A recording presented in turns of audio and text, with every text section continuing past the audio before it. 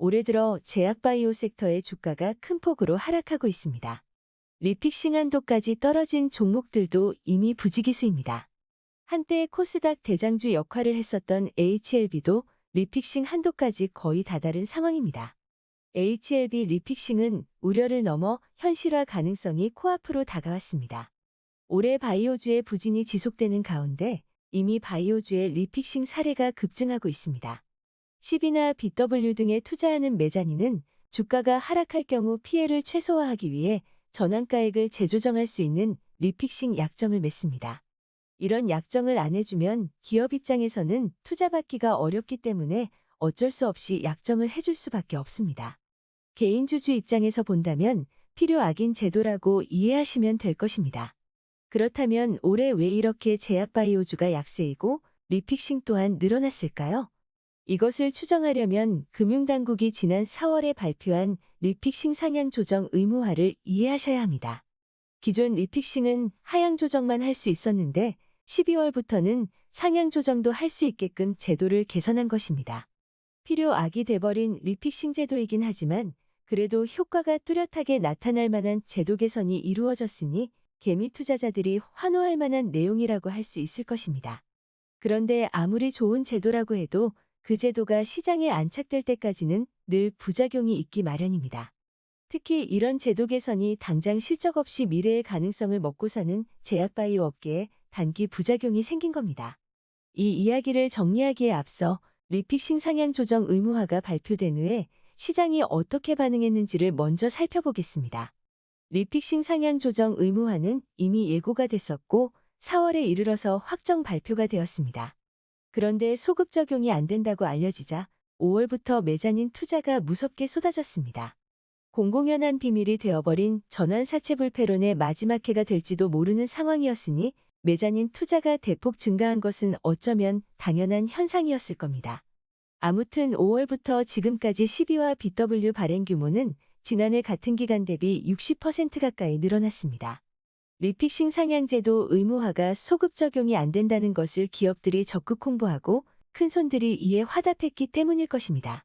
그렇다면 시장은 리픽싱 상향 조정 소식이 나오고 나서 제약바이오주에 대한 전망을 어떻게 예상을 했을까요? 11월 이전까지는 모르겠지만 아마도 12월 이후부터는 필요한 자금을 쉽게 구하지 못할 것이라는 예상을 했을 겁니다. 바이오주만 놓고 봤을 때는 엄청난 불확실성이 생긴 것입니다. 아무튼 2021년은 앞서 언급한 전환사채불패론의 마지막 해이기 때문에 큰손들이 투자처를 찾으면서도 제약바이오 업계는 뭔가 구미를 당길 만큼 확실한 조건을 제시하지 않는다면 투자를 외면했을 수도 있었겠다는 추정이 가능합니다. 이처럼 제약바이오 업계는 12월 이후에는 돈을 구하기 더 어려워지는 게 자명할 테니 서둘러 운영자금을 확보해야 했을 것이고 까다로워진 투자 환경 속에서 모종의 이면 계약이 있었을 수도 있다는 추정의 설득력이 생긴 것입니다. 만약 이면 계약이 있었다면 그 내용은 무엇이었을까요? 지금 보시는 이미지는 프레스나인에서 발표한 자료인데 지난 1년 이내에 발행된 제약바이오주의 매자닌 투자 중에서 1월부터 7월까지 벌써 60% 이상이 리픽싱을 확정하였다는 내용입니다.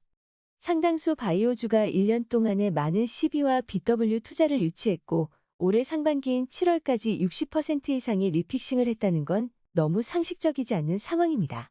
이런 이유로 리픽싱을 조건으로 투자 유치한 게 아니냐는 의구심이 생기게 되었고 이런 주장은 음모론을 넘어 정황 증거마저 생기게 된 것입니다. 출량파도 이런 일부의 주장에 대해 국내 주식 환경에서는 충분히 가능성이 있다라고 판단하고 있습니다. 세력과 공매, 그리고 이들을 조력하는 회사의 오너가 한통속이라는 주장 또한 충분히 개연성이 있다고 생각하고 있습니다. 리픽싱은 예전부터 경제면과 사회면에 자주 등장할 만큼 드러난 악용 사례가 많았습니다. 대표적으로 CB와 BW를 확보한 기관 투자자들이 고의적으로 악성 루머를 퍼뜨려서 주가를 급락시키는 등 인위적으로 주가를 조작하다가 발각된 사례가 한두 번이 아닙니다. 이들은 이렇게 주가를 하락시키고 리픽싱으로 지분을 대량 확보합니다. 그런 후에 어느 정도 주가를 부양시킨 후 고점에서 대형 호재 찌라시를 남발하여 개미 투자자한테 물량을 떠넘기는 수법을 씁니다. 그럼에도 금융당국은 뿅망치 처벌을 하고 있으니 근절되기 어려운 그들만의 오징어 게임으로 자리 잡고 있는 실정입니다. 여기에서 한 가지 짚고 넘어갈 게 있습니다. 과연 리픽싱은 선진 시장에서 시행하는 금융제도일까요? 보통 공매도를 불필요한 제도라고 주장하는 경우는 많지만 리픽싱 폐지를 주장하는 개인 투자자들은 흔하지 않습니다. 공매도는 불공정한 시행과 허술한 관리로 악용되는 게 문제가 되는 것이지 공매도 자체는 시장 유동성을 위해 없어서는 안 될 제도입니다. 당연히 선진 주식시장에서 대부분 채용하는 제도이고 우리가 MSCI 선진 시장에 진입하기 위해서도 필요한 제도입니다. 그런데 리픽싱은 한국과 일본에서만 시행되고 있는 금융기법상 돌연변이 같은 제도입니다. CB나 BW 투자라는 것은 기본적으로 발행 기업의 향후 주가가 상승할 것에 베팅하는 상품인데 리픽싱 조건이 붙는다는 것 자체가 선진 시장에서는 이해 못할 어불성설로 여겨지고 있습니다. 한투연이 진정으로 개인 투자자들을 위한다면 공매도 척결 운동을 할 게 아니라 리픽싱 척결 운동을 해야 할 것입니다. 물론 리픽싱이 처음 시행됐을 때는 우리나라가 IMF라는 절체절명의 위기를 겪고 있을 때라서 기업의 자금 확보를 용이하게 하고 보호예수 등을 통해 투자자를 보호하는 등 시행 초기에는 영세한 기업들과 개인 투자자들을 위한 제도였습니다. 과거의 특수한 경제 사정에서 생긴 어쩔 수 없는 선택이었지만 지금은 그때와 비교할 수 없을 정도로 국내 시장 환경이 개선되었고 이를 통해 선진 시장에 편입하려고 노력하는 상황입니다. 그런데도 MSCI 선진 시장에서 이해 못할 엉뚱한 제도로 인식하는 이런 제도를 철저한 관리와 감독 없이 유지한다는 자체가 모순입니다. 그럼 이제부터 HLB로 넘어와서 리픽싱 가능성과 향후 대응 방법을 살펴보겠습니다. 우선 전자공시를 같이 보면서 간단히 요약해 보겠습니다. 지금 보시는 이미지는 10월 21일 전자공시 중에서 필요한 부분만 보기 편하게 정리한 것입니다. 신주 인수권부 사채의 발행일은 2021년 10월 20일입니다. 사채의 총액은 570억입니다. 자금 조달의 목적은 타법인 증권 취득자금으로 G3BNT 인수자금입니다. 만기 이자율이 1%인데 선진 시장이라면 모르겠지만 우리나라는 이자를 받으려고 바이오주에 시비 투자를 하는 게 아니라서 의미는 없습니다. 종료일은 2026년인데 그다지 중요하지 않습니다.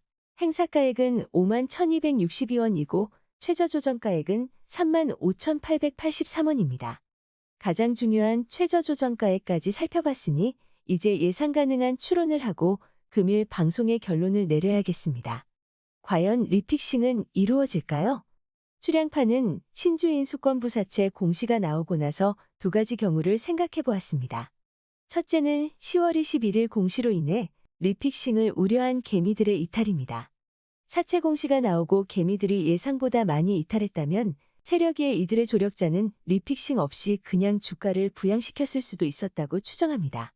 세력들이 베트남같이 비리가 공공연한 개발도상국에 로비를 하는 건 국내 모피아에 술 한잔 사는 것만큼 쉬운 일일 것이고 또 다른 재료를 이용해서 주가를 부양하는 것도 조력자의 의지에 따라 얼마든지 조정이 가능하다고 추정하고 있습니다. 그러나 리픽싱이 코앞까지 왔는데 아직 뚜렷한 개미의 이탈 조짐은 없습니다.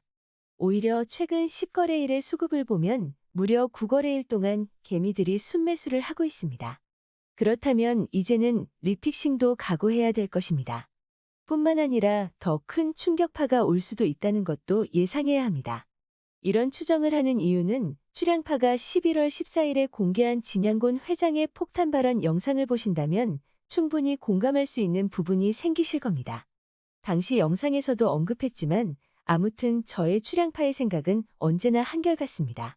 4만 원 이상에서는 청산을 하고 싶어도 청산할 수 없는 상황이 생길 수 있으니 4만 원 아래에서만 매수할 것을 강조드렸습니다. 또한 출량파 평단가인 36,400원 부근은 최저조정가액에 거의 근접한 상황입니다. 출량파는 그동안 불안감을 조성할 수 있기에 리픽싱이란 말을 가급적 아끼려 했으나 이제는 가능성이 높아졌고 이런 상황에서는 차라리 전환가액에 도달하는 게 좋겠다는 판단을 하고 있습니다. 이러한 이유로 이제는 리픽싱을 가정하고 출량파의 대응 방법을 말씀드려 보겠습니다. 만약 출량파 평단인 36,000원대까지 온다면 다른 종목의 비중을 줄여서 HLB 비중을 30% 늘릴 예정입니다. 주식은 100% 확신할 수는 없지만 출양파의 생각은 변함이 없습니다. LB의 조력자가 627과 같은 그림을 그릴지 조금은 다른 그림을 그릴지는 모르겠으나 머지않아 활용정점을 찍을 것이라고 확신하고 있습니다. 우리의 위대한 장사꾼은 화려한 피날레를 준비하고 있을 것입니다. 주식은 청산할 때까지 끝난 게임이 아닙니다. 아무튼 HLB의 리픽싱이 확정된 것은 아니니까 오늘 날씨가 흐리니 내일 비가 올 확률이 높다 정도로만 이해하시거나 비가 필요하니 인공강우라도 뿌릴 것이다 라고 이해하셔도 될 것입니다. 불가항력이든 의도적이든 힘없는 개미들은 지켜보며 상황에 맞게 대응할 수밖에 없습니다. 다음 영상에서는 음모론이 아닌 과거의 사례로 미래를 추정해 보겠습니다. 과거를 보면 미래가 보이는 법이니까 HLB의 과거 리픽싱 사례를 통해 HLB의 미래를 예측해 보겠습니다. 마지막으로 안내 말씀드립니다.